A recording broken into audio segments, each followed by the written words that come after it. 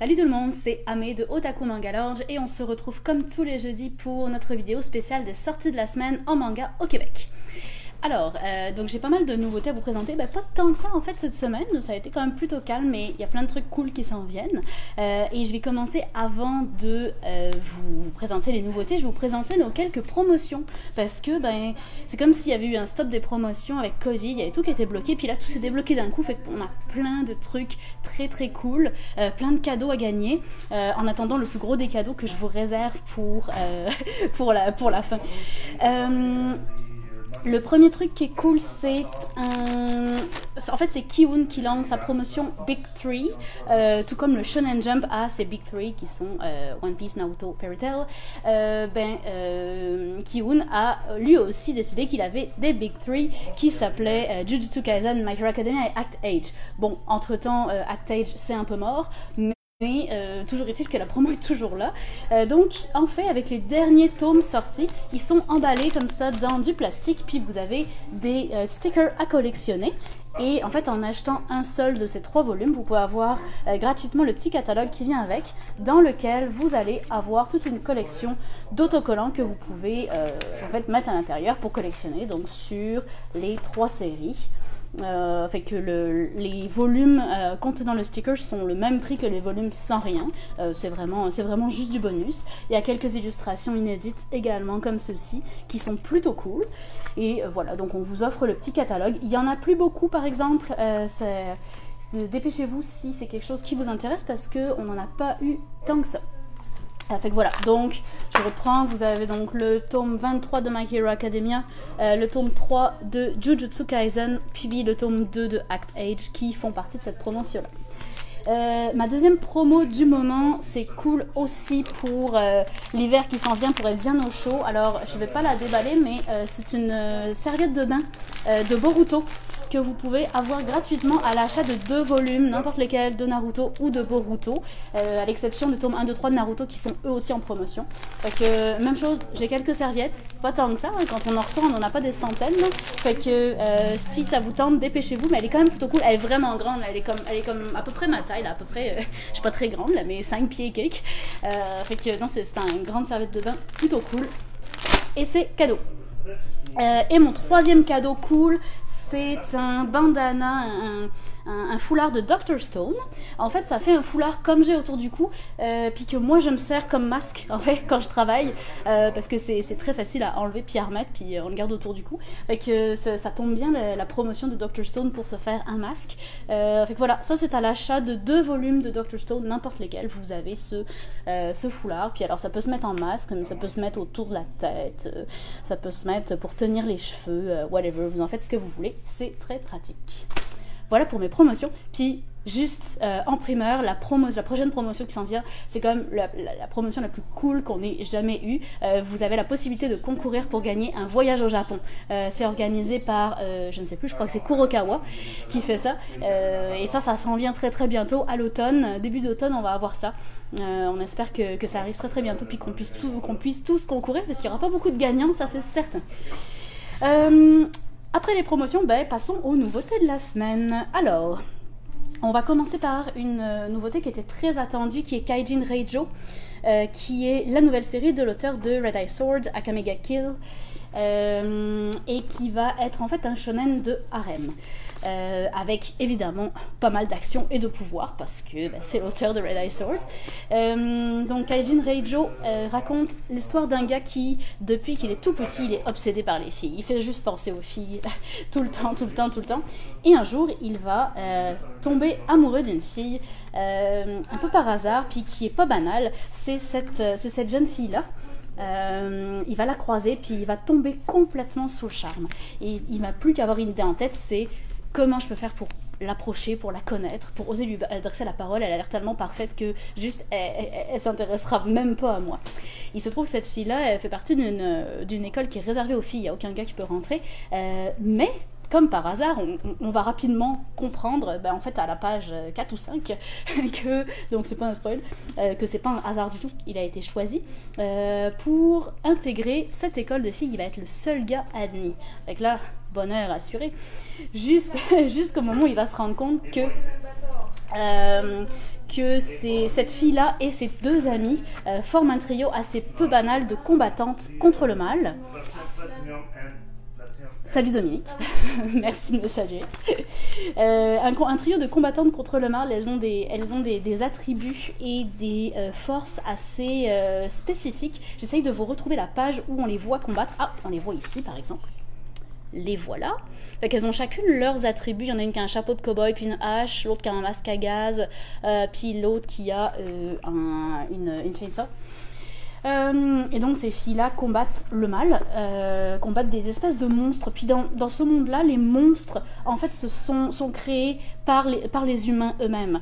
Tous les vices des humains, tout ce qui renferme au fond d'eux leurs peurs, leurs obsessions, leur stress, tout ça fait que de temps en temps, il y en a qui se transforment en monstre. On va rapidement apprendre que notre héros fait partie des gens qui pourraient très rapidement se transformer en monstre et devenir extrêmement dangereux pour la population. Et c'est aussi une des raisons qui fait qu'il a été choisi pour rentrer dans cette école, mais évidemment, on n'en saura pas plus au début, donc je m'arrêterai là. Donc, évidemment, de l'action, des pouvoirs, des jolies filles, hein, bien sûr, on se refait pas. Et comme je disais, c'est quand même un harem, donc oui, il va y avoir de l'action, mais il va y avoir de la romance, bien entendu. Donc ça, c'était Jin Reijo, le nouveau manga de l'auteur de Akame ga Kill.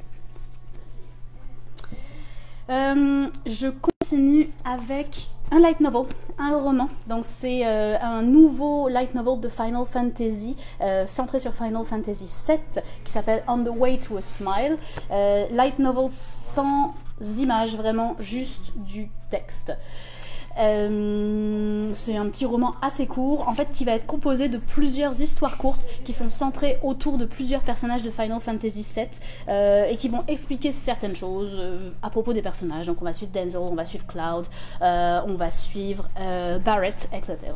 Enfin voilà, un petit roman que évidemment j'ai pas eu le temps de lire au complet, hein, vous vous doutez bien que je peux pas lire tous les romans, mais voilà, c'est des personnages emblématiques de Final Fantasy et vous allez apprendre des choses qu'on ne voyait pas dans le jeu vidéo. Je vais continuer avec deux sorties d'une nouvelle maison d'édition qui s'appelle Daitan, que vous allez peut-être retrouver bientôt sur les tablettes. Maison d'édition assez spéciale. Alors j'ai deux titres très différents mais qui vont se ressembler pour une chose. La première chose, c'est que je n'en ai aimé aucun. Mais alors vraiment pas.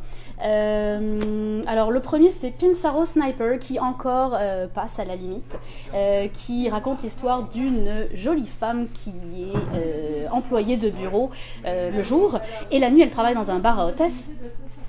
Mais en fait, ce bar à hôtesse, ce n'est qu'une couverture parce que en fait, c'est une sniper qui s'est donné pour mission de protéger les habitants de sa ville et de les rendre heureux. Donc, on va la suivre dans ses différentes missions, puis c'est des histoires courtes où elle doit comme exécuter des mafieux, des yakuza, etc. Donc il y a quand même beaucoup d'action. Point fort, c'est très bien dessiné. Très bien dessiné.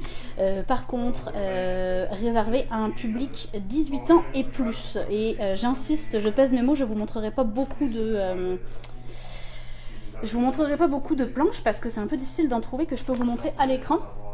Je dirais que j'ai dit que j'ai pas aimé, j'ai pas beaucoup apprécié. J'ai trouvé qu'il y avait beaucoup de choses gratuites là-dedans qui servaient pas à grand chose, mais pourquoi pas. Le deuxième titre par contre de chez Daitan, cette nouvelle maison d'édition, là par contre j'ai pas été du tout d'accord. Alors ça s'appelle, je vous le présente quand même parce que c'est ma mission de vous présenter tout ce qui sort, mais c'est aussi ma mission de vous dire ce que j'aime puis ce que j'aime pas. Puis pour une fois je suis toute seule, alors il y a personne pour me contredire, mais si j'ai bien compris, David l'a pas beaucoup aimé non plus. Ça s'appelle Les Rives Rouges de l'adultère. Alors ça parle évidemment d'un sujet très grave qui est l'adultère et très sérieux. On suit une jeune fille qui est majeure, qui a 20 ans, enfin une vingtaine d'années, et qui vit avec son oncle et qui commet l'adultère avec lui depuis très longtemps. Et donc toutes les difficultés qu'ils vont rencontrer parce que ils savent bien que c'est pas correct, ils se rendent bien compte, ils voudraient chacun vivre leur histoire d'amour dans leur coin, mais ils n'arrivent pas à se séparer l'un de l'autre. Donc tous les enjeux avec les chums blondes de l'un ou de l'autre. Même chose, je vais pas vous montrer beaucoup d'images parce que très difficile de trouver, réservé à un public 18 ans et plus, encore une fois. Mon problème avec ça, c'est que oui, parler d'adultère, c'est un sujet qu'il faut aborder. Puis on sait que les Japonais, quand ils abordent ce genre de sujet, ils le font sans censure. Et ça, c'est une chose que j'apprécie chez les Japonais.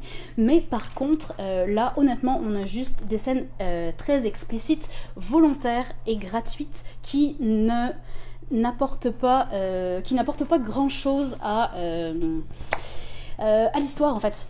Oui, des scènes non censurées, mais si elles apportent quelque chose. Là, on essaie de traiter d'un sujet très sérieux en mettant des scènes qui n'ont rien à voir et qui sont juste là pour faire vendre le manga, et j'ai vraiment pas apprécié ça. Guillaume, tu nous précises que Daitan, c'est une collection de Meian. Oui, excuse-moi, effectivement, Meian étant une grosse maison d'édition depuis qu'ils ont racheté Kingdom. Avant, c'était une petite maison d'édition. Oui, mais alors, on n'est pas du tout sur le même style que leur collection habituelle chez de Meian. Ils l'ont vraiment libellé autrement. Donc, c'est les reboots de l'adultère. Pourquoi pas, allez-y, hein, mais encore une fois, seulement pour les adultes. Alors je continue avec un truc très très cute pour le coup, c'est The Ancient Magus Bride, le psaume 108 qui s'appellerait, donc qui est un side story, qui s'appelle Le Bleu du Magicien. Alors j'ai quelqu'un qui m'a fait remarquer qu'il y avait comme un château de la Renaissance avec des avions de la patrouille de France, ce qui est extrêmement bizarre, mais pourquoi pas, on s'entend que Ancient Magus Bride c'est un monde fantasy, donc tout est possible. Alors c'est donc un side story où on retrouve le personnage de la reine Gisèle, qui est ce personnage ici, et un jeune peintre. Ce jeune peintre, il a un problème, il peint très bien, mais à chaque fois qu'il utilise la couleur bleue, il y a des catastrophes qui se passent autour de lui. Et quand il va rencontrer Gisèle, elle va lui expliquer que c'est parce qu'il aurait un don de sorcellerie et qu'en utilisant le bleu, il pourrait faire appel à ses pouvoirs. Il y a plusieurs événements qui vont se passer qui vont faire que Gisèle va être amenée à, comme ici, décider que notre peintre qui s'appelle Ao, Ao ça veut dire bleu en japonais, il porte bien son nom, donc notre peintre Ao, il est la personne idéale pour devenir son mari. Alors Ao est comme complètement surpris parce que ça sort un petit peu de nulle part, mais il va accepter le deal, il va accepter de devenir le mari de Gisèle parce que c'est une personne qu'il apprécie beaucoup et qu'il trouve extrêmement belle. Et c'est de là que leurs aventures vont débuter. En fait, Gisèle va tout simplement apprendre à Ao à se servir de ses pouvoirs. Elle va aussi lui permettre, parce que Ao est fasciné par la couleur bleue, évidemment, parce qu'il n'a jamais pu l'utiliser, et il vit dans un monde souterrain où il ne voit pas le ciel. Et donc Gisèle va lui permettre pour la première fois d'accéder à un monde de surface et où il va enfin découvrir le bleu du ciel, où il va être très impressionné. Donc on reste vraiment dans la veine de The Ancient Magus Bride avec de la fantasy très poétique, toujours de l'action évidemment. Toujours ce mélange entre des créatures anthropomorphiques puis des humains où tout le monde cohabite très bien, puis c'est ça que j'aime bien dans Ancient Magus Bride. Donc voilà, un très cool petit side story et qui, pourquoi il y a des châteaux puis des avions françaises, parce que ça se passe en France. Je sais pas pourquoi ça se passe en France, mais ça se passe en France. Donc c'était Le Bleu du Magicien, la side story de The Ancient Magus Bride. Je continue avec un petit livre qui n'est pas un manga, mais un livre de crafting japonais. Alors c'est un livre de crochet kawaii où vous apprendrez à faire des amigurumi. Les amigurumi sont ces petits personnages en fait mignons qui sont issus de la culture pop japonaise. Sont comme des petits personnages comme ça. On retrouve souvent le nigiri, vous savez, avec les yeux puis la bouche. Alors il y a de la bouffe, il y a du pogo, il y a des nuages, c'est très mignon. Et puis si vous aimez tout ce qui est crafting, ça va vous apprendre comment faire ces petits personnages mignons japonais. Voilà, un tout petit livre très sympa, arc-en-ciel, ça va bien pour Covid. Donc ça va bien aller avec le crochet kawaii, ça pourrait presque être une pub. Je continue avec Golden Sheep.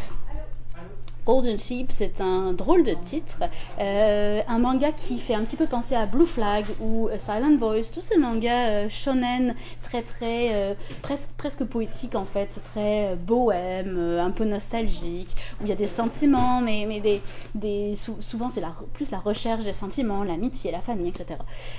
Golden Sheep commence de façon assez tragique en fait. On suit un jeune garçon qui achète du charbon de bois pour s'enfumer, se suicider dans sa voiture. Fait que là, moi j'étais comme, oh mon dieu, c'est tellement déprimant pour commencer. Puis il est sauvé in extremis par une jeune fille qui va utiliser sa guitare électrique, sa Stratocaster pour casser la vitre de la voiture, puis le sauver, qui se trouve être son ami. Alors, à la suite de cette première scène d'introduction tragique, on va retourner dans le passé, on va comprendre un petit peu quel chemin ont suivi nos personnages pour en arriver là. Vous voyez qu'aussi dans le dessin c'est très très doux, hein. On est toujours à la limite entre le shonen et le shoujo, mais avec une construction du scénario un peu plus shonen. Alors on suit à la fois notre héroïne qui est issue d'une fratrie, je sais pas comment on dit, d'une fratrie pour des sœurs, là, mais elles sont 5 sœurs. On la suit avec ses amis, quand ils ont enterré une capsule temporelle en se disant on va se revoir dans 7 ans, puis qu'est-ce qu'on est devenu, fait que là on va retrouver tous les amis, puis qu'est-ce qui a changé entre ces amis, qu'est-ce qui est devenu, qu'est-ce qui a pu faire que son ami, puisqu'il faisait partie de sa gang d'amis, en arrive là. Bien sûr, on va le suivre lui, on va comprendre un petit peu son passé, qu'est-ce qu'il subit. Et c'est ça, puis on va suivre en fait nos différents personnages qui constituent cette gang d'amis, puis c'est très, comme je disais, c'est très nostalgique, c'est très poétique, mais ça reste très très shonen aussi, accessible vraiment à tout public. C'est très très cute, j'ai bien aimé ça. Donc encore une fois, si vous avez aimé Blue Flag par exemple, ou qu'est-ce que je peux prendre d'autre comme exemple, Our Summer Love, Our Summer Holiday, Mermaid Prince, voilà, ce genre de manga, vous allez probablement aussi aimer Golden Sheep. Puis il y a un truc très cool, c'est que notre héroïne est une guitariste amateur, avec une très belle Fender dans les mains. Et ce qui est cool, c'est qu'elle adore le rock des années 60-70. Fait que là, on a plein de références à Jimi Hendrix et Guns N' Roses. Fait que quand on aime le rock, comme moi, on aime forcément Golden Sheep. Fait que voilà pour cette sortie-là. Et puis ma dernière sortie est très très seinen. Elle s'appelle Incandescence. Alors, c'est aux éditions Lézard Noir, donc, qui est une maison d'édition qui fait souvent des mangas un petit peu décalés. Oh Nicolas, tu me dis le féminin de fratrie c'est sorori. Oui, c'est vrai, j'ai déjà entendu le mot, mais alors c'est un mot qu'on utilise tellement jamais que merci pour la correction française. Donc Incandescence, comme je disais, Lézard Noir, donc toujours des mangas assez spécifiques, assez typés, autant au niveau du dessin que de l'histoire. On y suit ici une jeune fille qui a une petite job à côté de l'université. Elle travaille dans un dépanneur en fait. Puis elle a un client régulier. Il vient tous les jours. Il achète 2 paquets de cigarettes d'une marque très très spécifique. Et il a la classe. Il est un peu sombre. C'est un peu le bel étranger ténébreux qui arrive puis qui est toujours bien habillé en costume cravate il est très poli, très attentionné, même s'il passe toujours un coup de vent. Et donc elle finit par tout simplement tomber amoureuse de lui, mais sans rien connaître de sa vie. C'est un homme qui est pas mal plus âgé qu'elle. Un jour, elle va oublier son parapluie en sortant de la job, et il se trouve qu'il est là, et il va la ramener chez eux, fait qu'elle va pouvoir discuter avec lui dans la voiture, et ça va confirmer qu'elle est bel et bien tombée amoureuse de cet homme. Jusqu'au moment où elle va se rendre compte que cet homme n'est autre qu'un yakuza, et pas n'importe quel yakuza, c'est un chef de clan, donc un homme très très puissant, puis clairement sans pitié, et que cet amour non seulement est probablement impossible, mais surtout serait très très dangereux pour elle, mais rien n'y fait, elle est irrémédiablement attirée par cet homme. Donc à suivre, c'est un tome 1, à voir comment ça va se profiler pour la suite, mais J'ai bien aimé ça. Ce qui est cool, c'est que comme toujours avec les arts noirs, quand on fait de la tranche de vie un petit peu comme ça, c'est toujours très cru, très vrai. C'est pas, y a pas d'artifice. C'est la vie telle qu'elle est. Et puis, c'est arrivé comme ça. Elle est tombée amoureuse du mauvais gars. Puis, malheureusement, elle a pas pu s'en empêcher. Et il y a rien qui fait. Il y a personne qui va venir pour la sauver. Il y a pas de pouvoir. Il y a même pas de sentiments qui sont enjolivés ou quoi que ce soit. C'est très très cru et très vrai, donc c'est ça que j'aime bien avec les publications qu'ils font. Donc c'était Incandescence.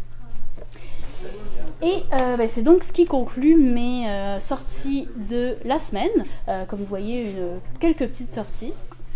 Si je devais élire mon préféré cette semaine, je pense que vous l'aurez compris, mais ce serait Golden Sheep, pour à la fois son dessin très très doux, son côté de référence au rock'n'roll que j'ai trouvé assez cool, puis ce côté à la fois nostalgique mais qui tourne jamais totalement au tragique, donc on s'y retrouve quand même, puis on n'a pas juste envie de se pendre à la fin du manga. Donc j'ai trouvé qu'il y avait un bon équilibre dans Golden Sheep, et donc c'est pas mal ma recommandation de la semaine. Donc merci beaucoup pour votre attention et on se retrouve jeudi prochain pour les prochaines nouveautés. Bye bye tout le monde!